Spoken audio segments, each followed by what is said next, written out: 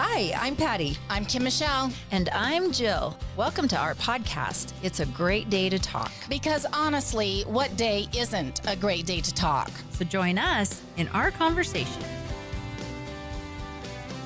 A Great Day to Talk is brought to you by St. George Design, offering complete website design, social media management, search engine optimization, Google and Facebook ad management, and many other digital and print marketing services. stgeorgedesign.com. And by Richardson Brothers Custom Homes, third-generation builders who have been building custom homes in southern Utah for over 25 years. They will take your dream home from concept to completion.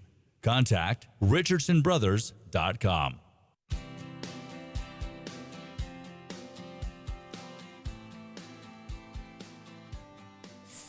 Hello. Oh my goodness. I am the worst. I was trying to find the Facebook on my phone so I could see it live if questions come up, but you've got that handled. I do. So why do I care? Throw the phone away. All is well. We're done. Welcome to our show. I'm a little off today, I have to say, not having Jill here. We have our meeting beforehand every week, and we just called Jill and didn't get to see her, so I'm so happy to see her. And she is Skyping in today from Harpswell, Maine, and we're jealous, but we're going to still be her friend. So because we love her. We can't help We it. do love her, and she has a lot of great things to talk We about thought today. about it. We were like, she's out, but we can't. Yeah. We really can't because we Yeah. love her so much. I know. It's hard. I love and miss you guys. It's so bizarre to not be there with you doing this. Yeah. But I'm not. I'm here sitting out, looking out the window at the ocean. So if I keep turning, it's because I'm looking- Squirrel.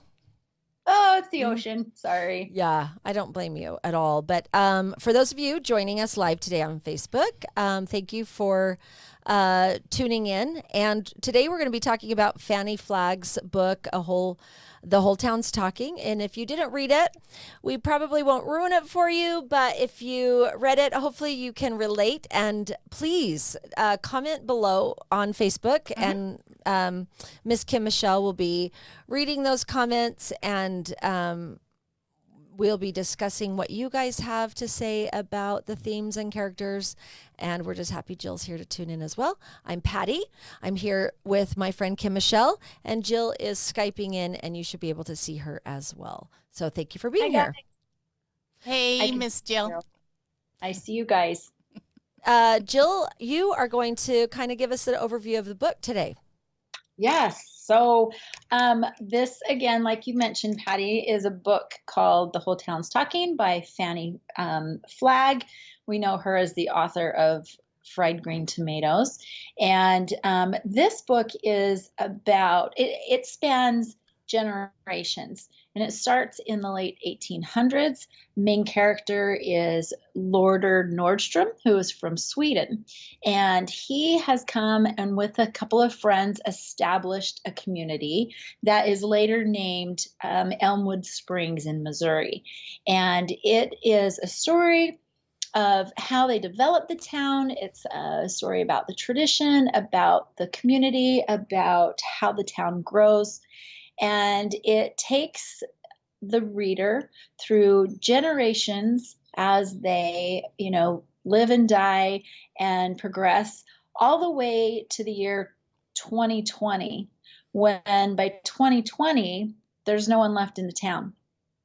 So we get no to one see left, or just none of the originals. none of the generations. Yeah, None of the generations are left. Plus, the end, the community as it was in the beginning is no longer recognizable. Just like everywhere else, there's expansion and growth and movement, and that small town feeling has completely changed into something else. So we get to take that journey starting from the very origin of this community.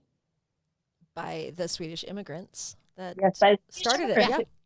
Yeah, they called it Swedetown in the beginning, and because the people that were originally there were from Sweden.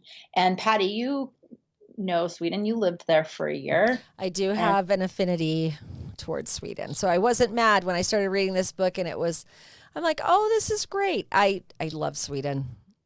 Yeah. I want you to take us there and tour guide us one day. Yes. Yes, Yes. I want to too. Speak it.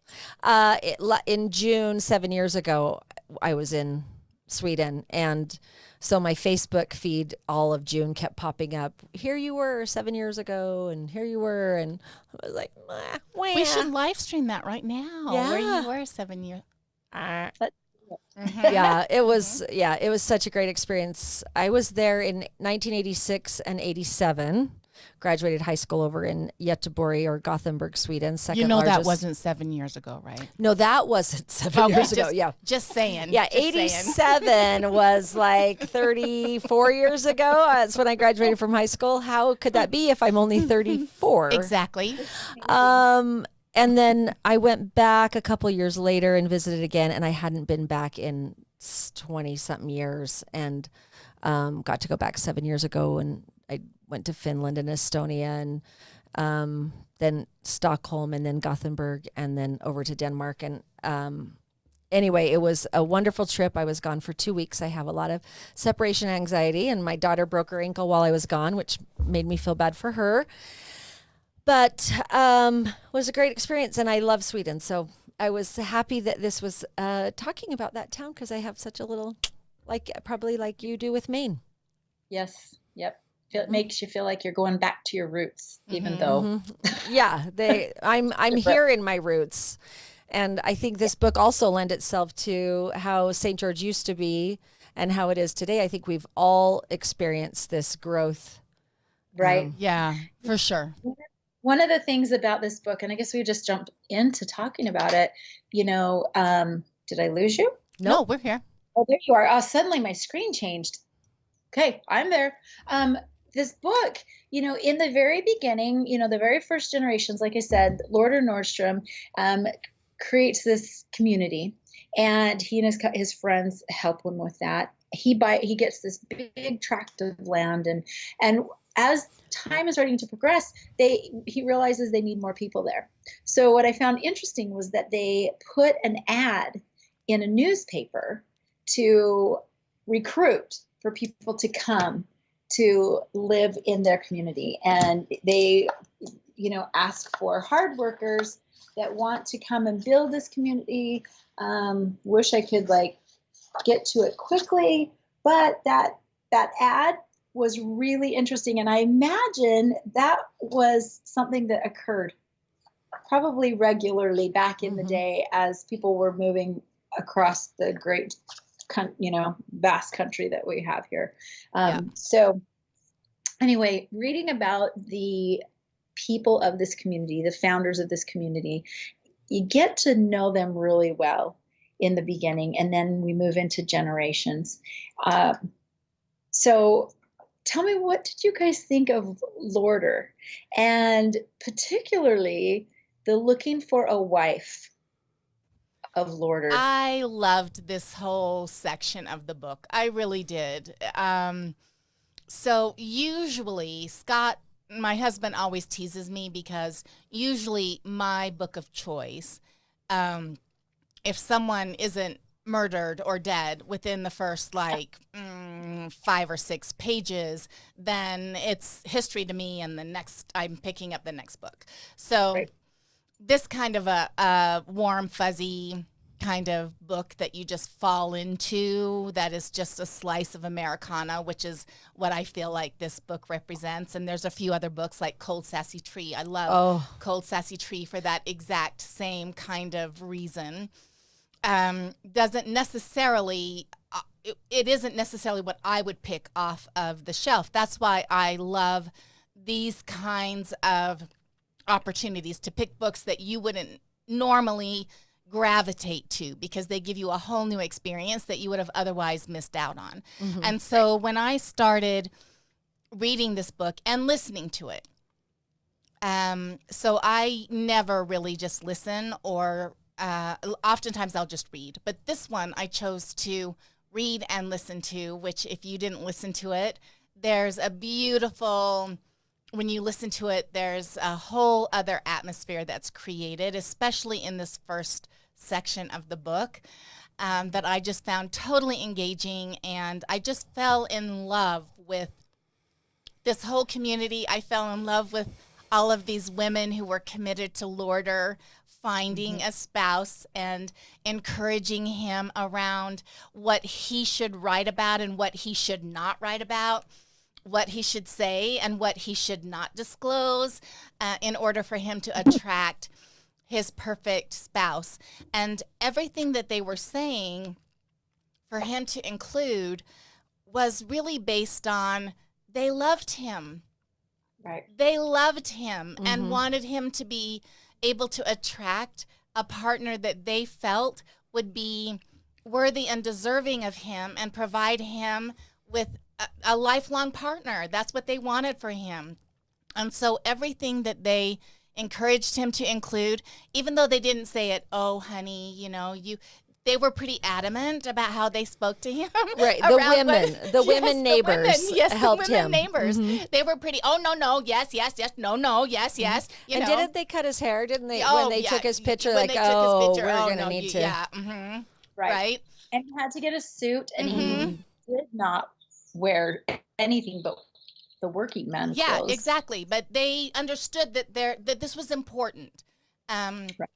And I loved that communal kind of atmosphere that existed in the beginning of the book when you really had to. You were up against the elements, you were up against nature. You really got to rely on one another to be able to survive. Right. Well, and they did that through, like, their town actually survived the Depression more than others because they had that the whole town's best interest. Yeah. So, okay, I'm going to do, he owned it, Nordstrom owned the dairy farm. And so he made sure everyone still had milk or cheese. And then somebody else made sure they had the vegetables. And it was such a give and take and that sense of community, which we talked about in one of our episodes a few times ago about, how well do you know your neighbor? Yeah. And that conversation, our episode was inspired by the beginning of this book and how the neighbors took care of each other. So I loved that part. And he actually placed a mail order bride ad in Chicago. Let's read it. Mail order bride.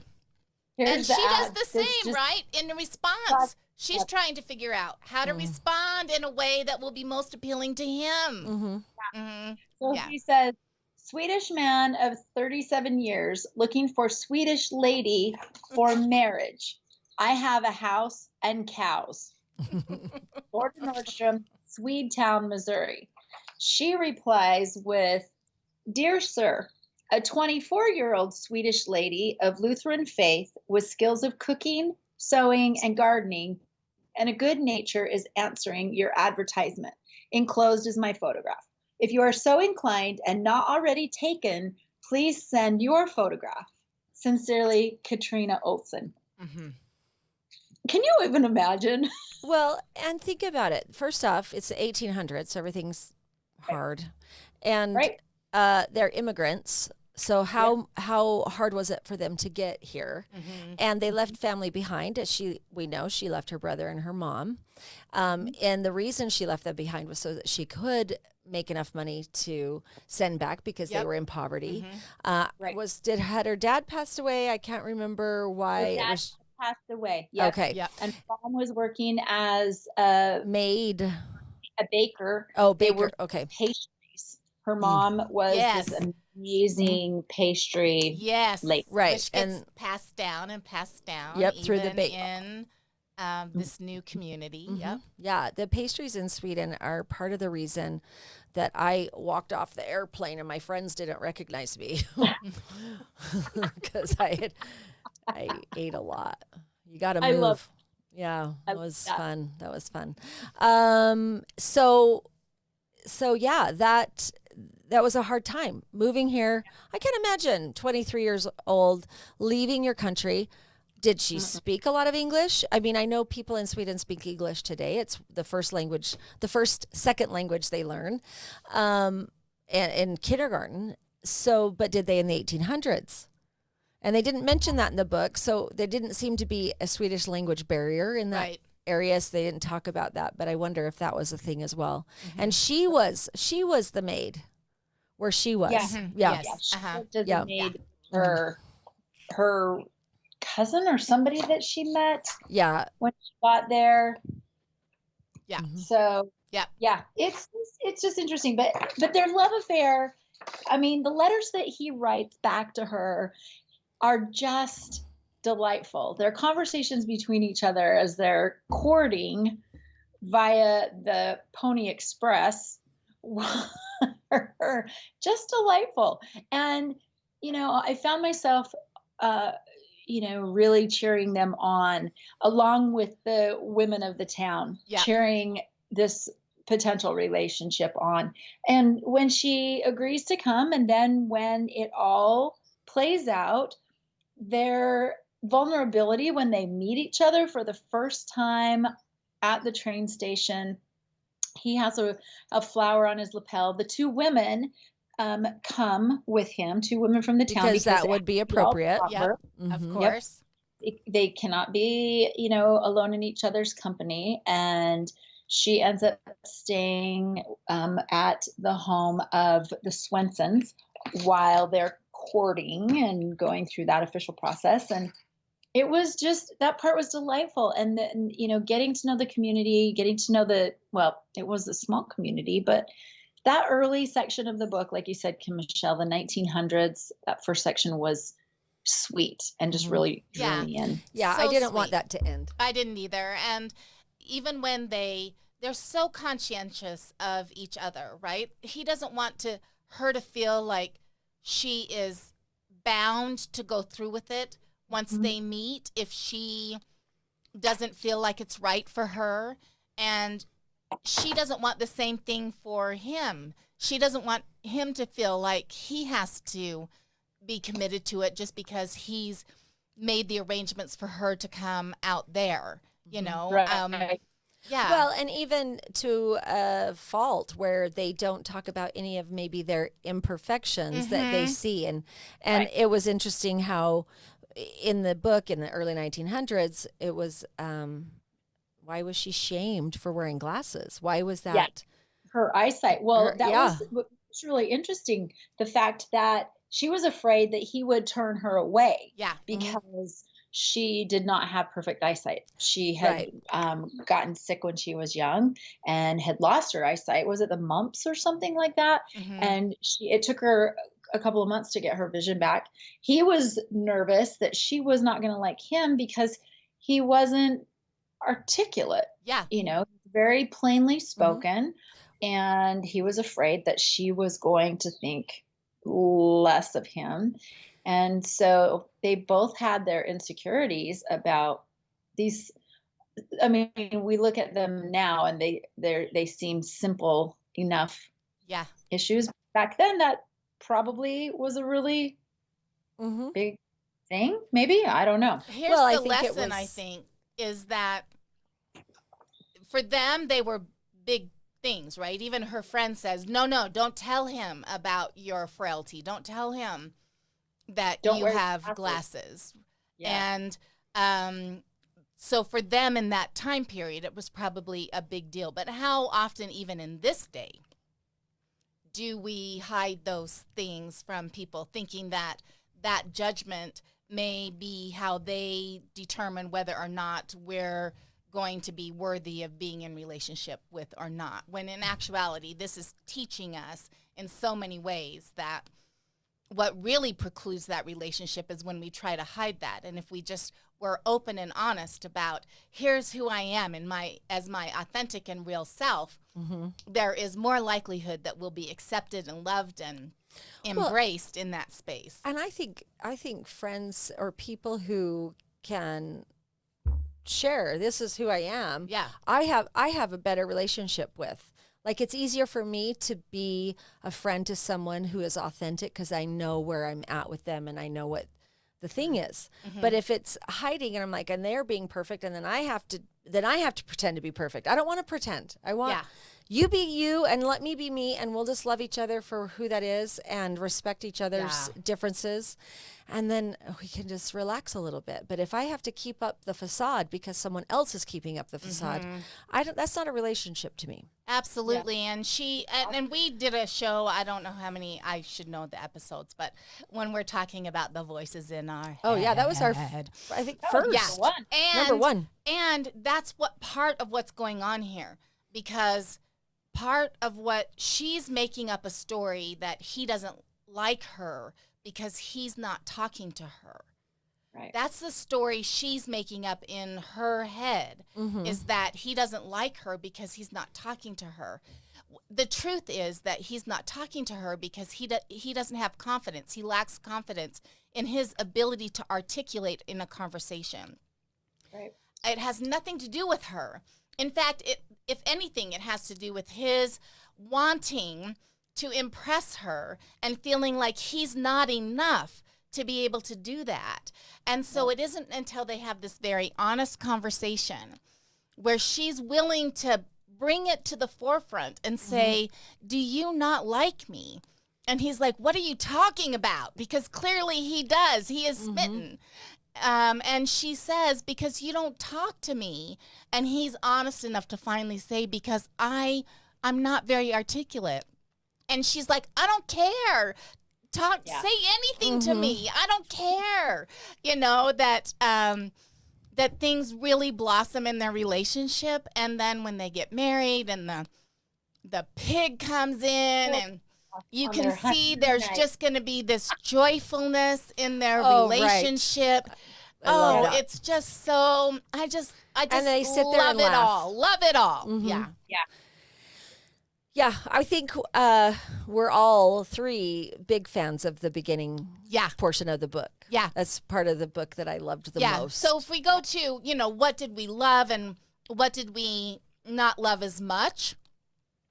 What I loved was the whole first part of this book. Loved Establishing. It all. Yeah, loved it all. First. I would say that I even liked it. I liked the 1900s. I liked the 1920s.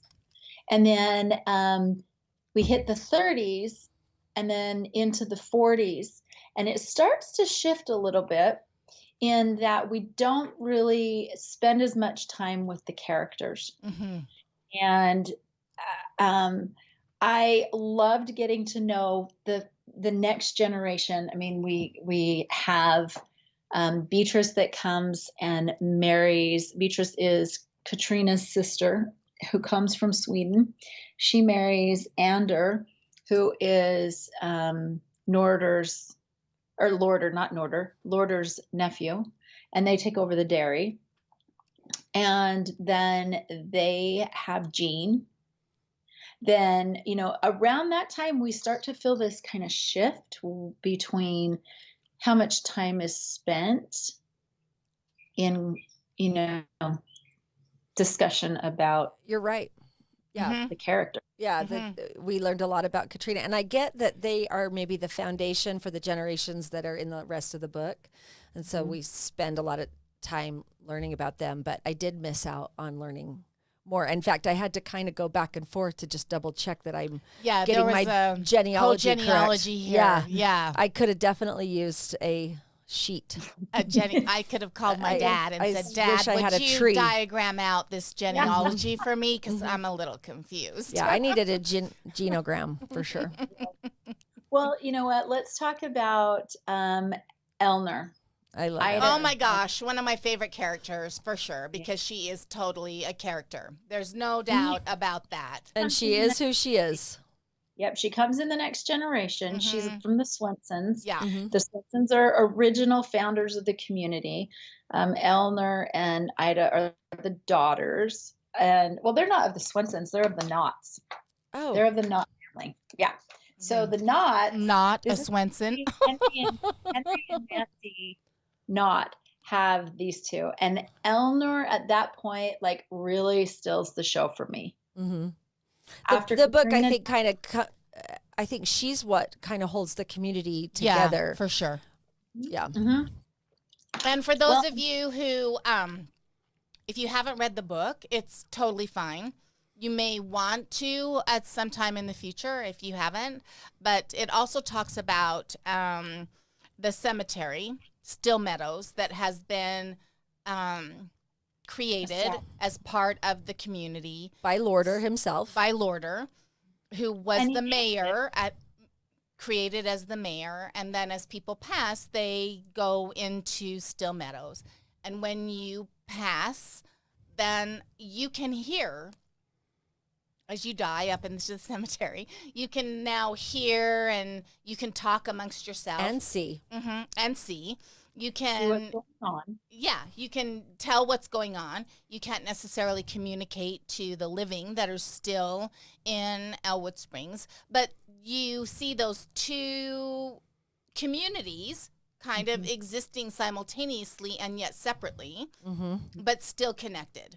So there you go. Yeah, that's a great way to put it. Yeah. Because a community still exists in the cemetery. Yeah, and I love that about the book, right? I still got to follow the characters that I loved, and I loved the fact that even when, if Scott and I aren't in this community together, that he doesn't get to go and not find me in that community up there. Right. Hi, honey.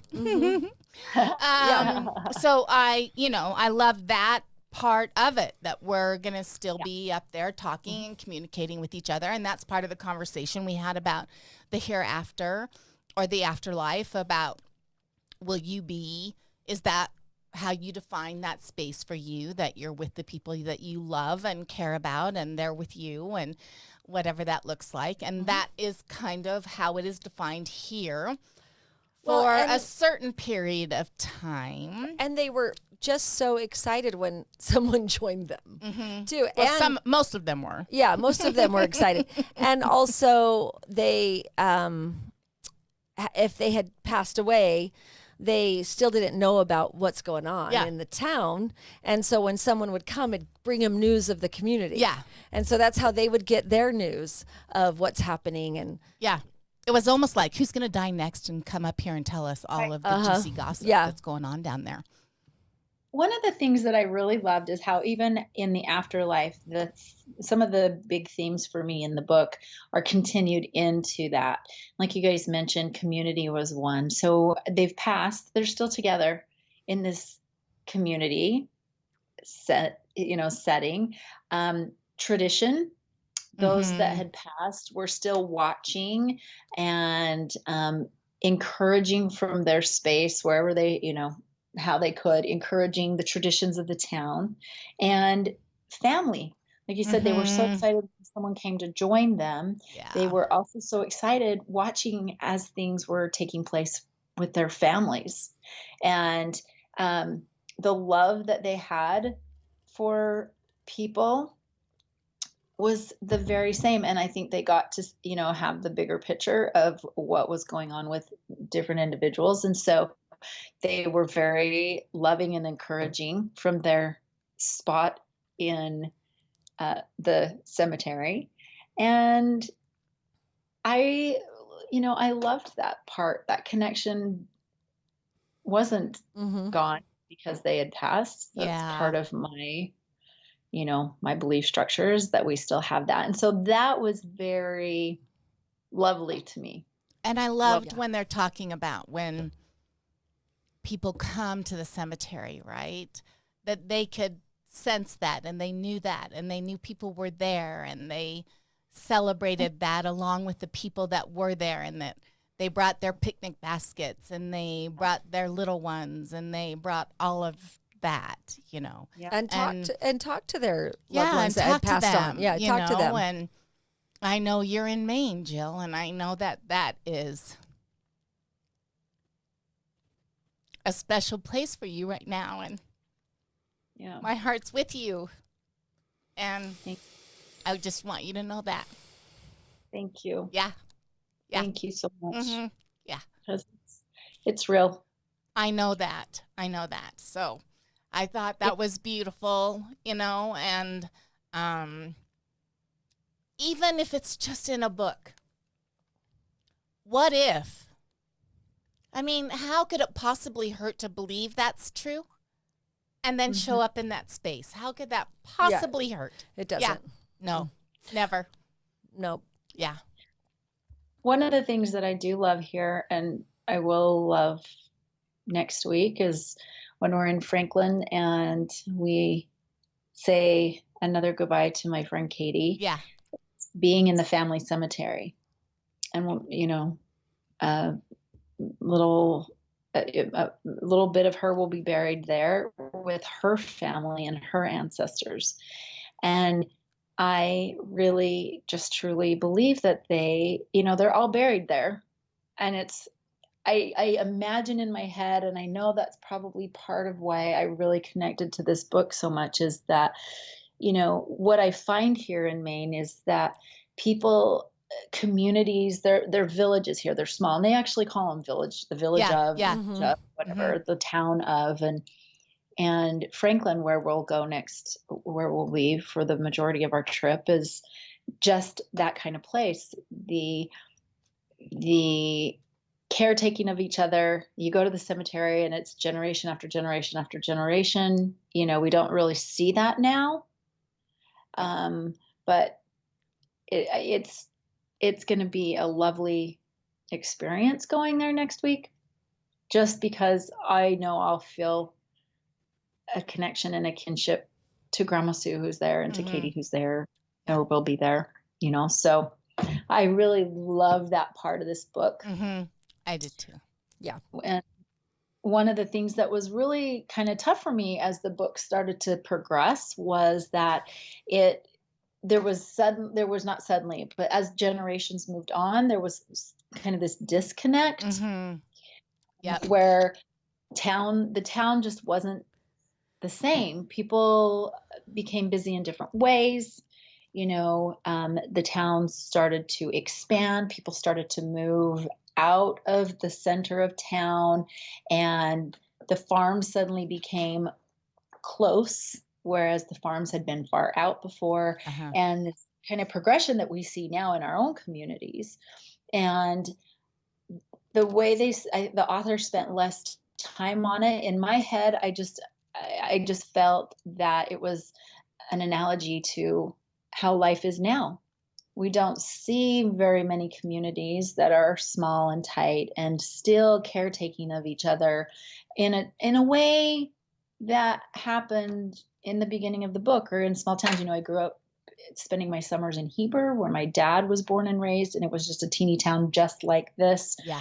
And now it's unrecognizable, you know. Well, and I grew up here in St. George, the same thing. Yeah. And not only do you don't know your neighbors as well, like we talked about a few episodes ago, but also certain traditions are gone. Yeah. And I think that that's part of why, as the book kind of moves forward, those last decades go much more quickly. I feel it's it's so symbolic of how our lives are, is that we are moving so much more quickly. We go to a big box store, we get everything in one place, whereas, you know, in the past, you'd go to the store and you'd talk with your neighbors, and, you know, we just have different things, progression and progress, and it comes with gains and losses. And I think that feel of what we felt in the beginning couple of decades in the reading of the book, I think that's what's missing, and it shows that in the book, and it's just, to me, so analogous of our lives. And I'm going to suggest that the author knows that. I believe it's intentional, because I think she is she's a great enough writer that there is, especially based on the beginning of this book, where she intentionally creates a space for you to fall into this loving, warm space at the beginning of this book. And then it goes so fast, and there's so many things happening, and there's so many changes happening, that we don't feel the same connection that we felt at the beginning of the book. I'm going to suggest, and I don't know that it's true, but I'm going to suggest that the author knows that that's what she's doing. Oh, To I send would the agree. very clear message to us that it doesn't have to look that way, even though that is what's happening in the world around us, that we can create the same kind of feel of community, even though everything else is changing at that rate of speed around us, because we cannot control that. We cannot control the expansion of our geographical space. There's those kinds of things that are outside of our ability to control. Yeah, they However, just- our ability to stay connected and to control, and our ability to create relationship, and And to our hold on ability to traditions. yes, and to hold on to traditions and all of those kinds of things. Those are things that we can choose into. It's just a question of whether we will or not. It's the same question to Katrina. Will you disclose that you wear glasses? It's the same question to Lydia Elner. no, Lorder. to Lorder. You know, will you be silent and quiet because you're unsure of yourself, or will you speak even though you're unsure of yourself? I think she intentionally does that for us to say, which of these two spaces do you feel more which is more Connection. gratifying? Yes. And which do you want to be a part of? And I'm going to suggest it's the latter. So if it is the latter, then of the things I can't control, what can I control? And of the things I can control, then how do I choose to show up in that space? Wow. I Maybe. am I don't 100% know. on board with that. No, I'm 100% on board with that, because it's clearly very noticeable. And like I said, as I read the book, I thought that over and over to myself as I was moving through the decades. And like I Well, said, and I agree with you. And one of the things that they talked about was how the cemetery used to be so well taken care of. Yeah. And Right. how that was such a priority, and all of the people that it was a priority for have now died. And so it wasn't that nostalgic priority for those younger kids. They didn't get it. And it's not because they were just jerk kids. It's just No. that wasn't a thing for them. They didn't grow up in that No. time. They Yeah. didn't help build the cemetery. They didn't buy the plots. They didn't help take care of it. And the group that used to take care of it, what were they called? The plant, It was the the blossom, yeah.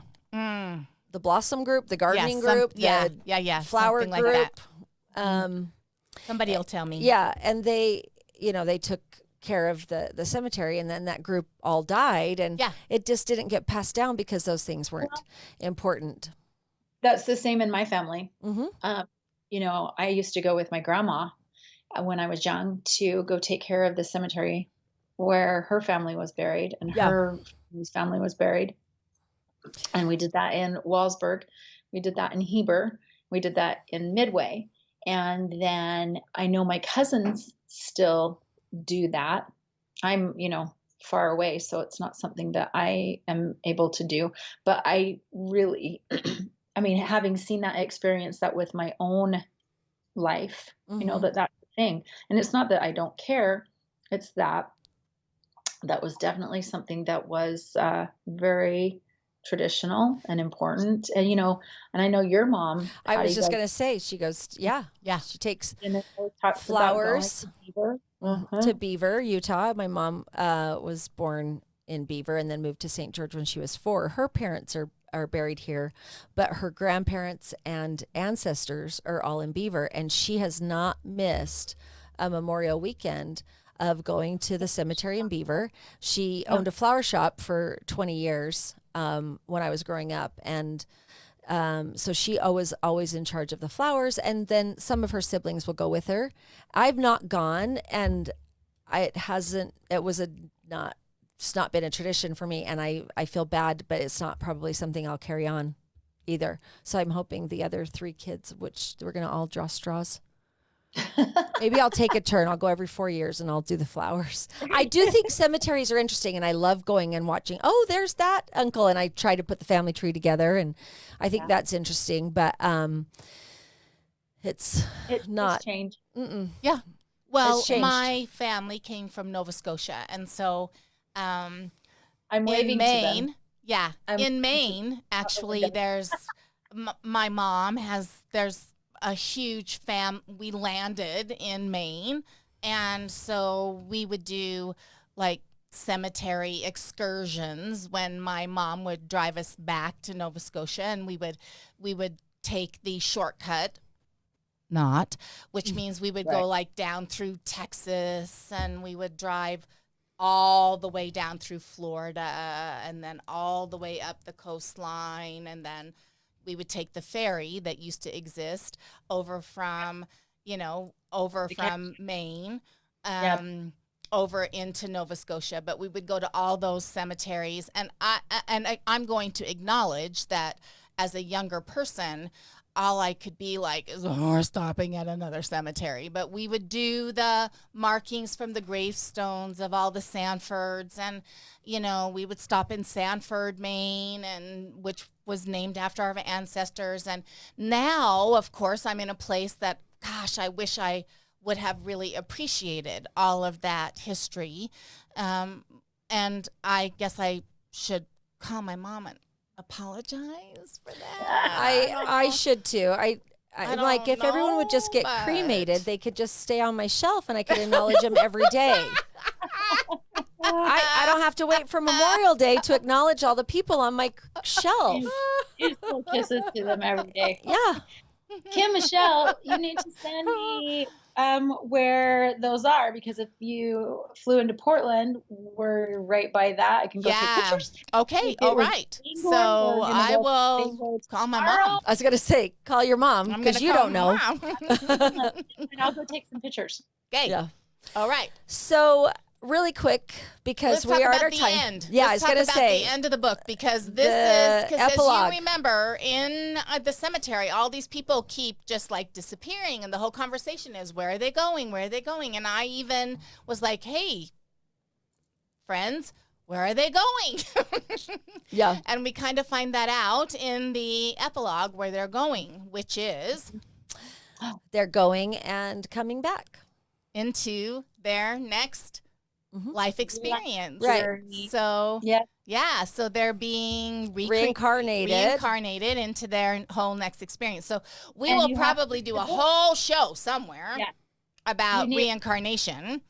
And we shouldn't tell what they're reincarnated into. People should just read the book to find out. Yeah. Right. So even if you didn't read the book, or if you kind of did, but you skipped the epilogue, don't skip the. Sometimes you can, honestly. Yeah, Sometimes right. in a book you can skip the epilogue, but this one you should not, Right. because the clues into how everything got resolved, especially about Hannah Marie, which that's a whole nother conversation about Hannah Marie in this book. That's a whole other conversation. And if you have questions about that and you want to discuss it, put it in the chat, put it on the Facebook page, and we will be happy to engage in that, because we had a whole conversation huge among ourselves about that specific character in this book and how it's displayed. So we would love to have that conversation. Well, yeah, Jill? and really, like, you take any of the families here, and we could have a whole conversation about the For sure. family, each of the families of this community. Yeah.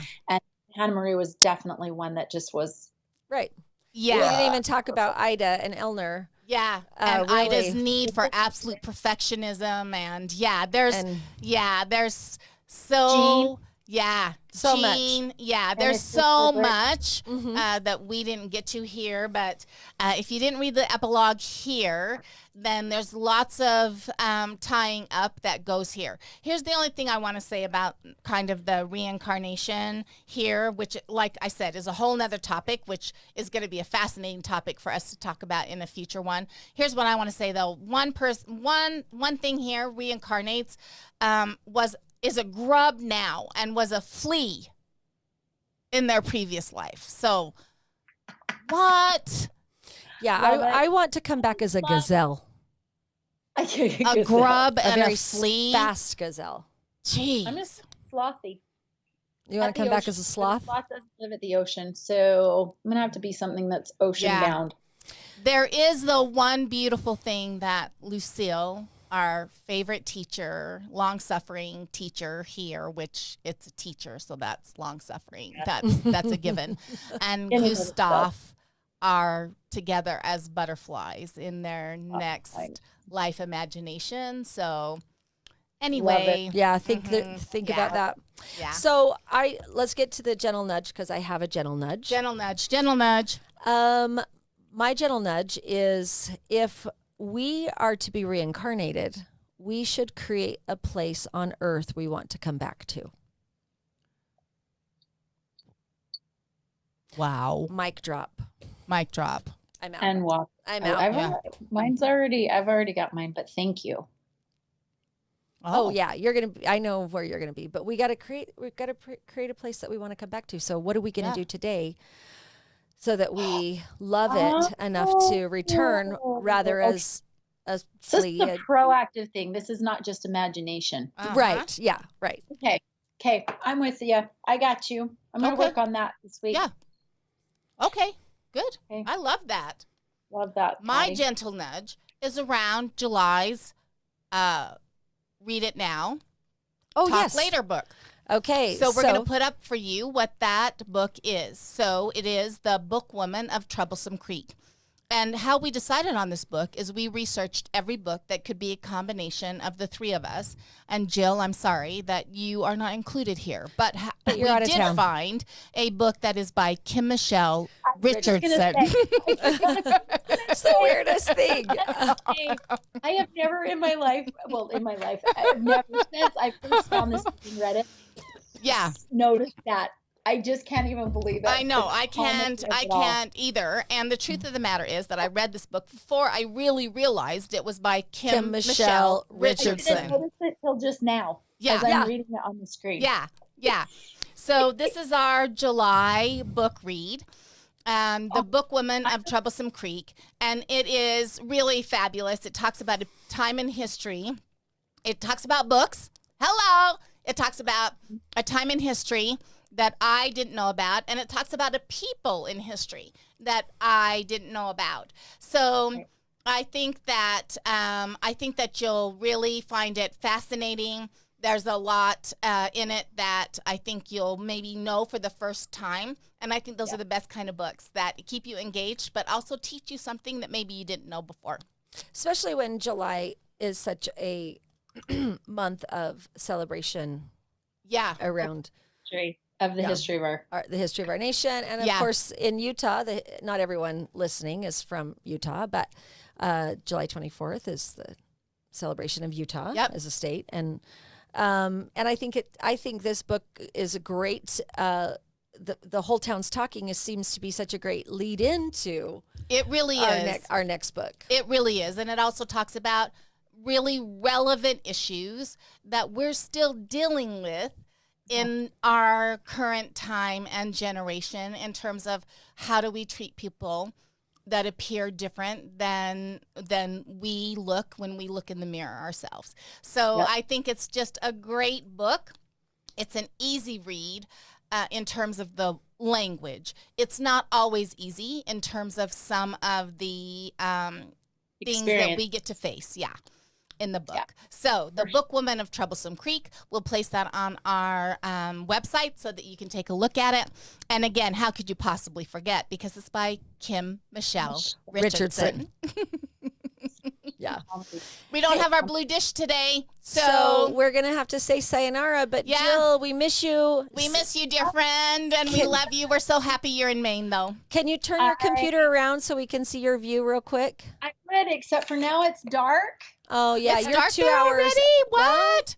It's 9 o'clock there. Yeah, Oh, well, it's thanks Okay. for staying up late with us, our friend. Post a picture of your beautiful place on our A Great Day to Talk Facebook and Instagram I will. so everyone can see where you're at. Love you. love. Thank you for joining us today. Yeah, we Thanks, appreciate it. everyone. Thank you, Have everyone. a fantastic week. Until next time. Peace and love. Bye, Jill. Bye, Joe.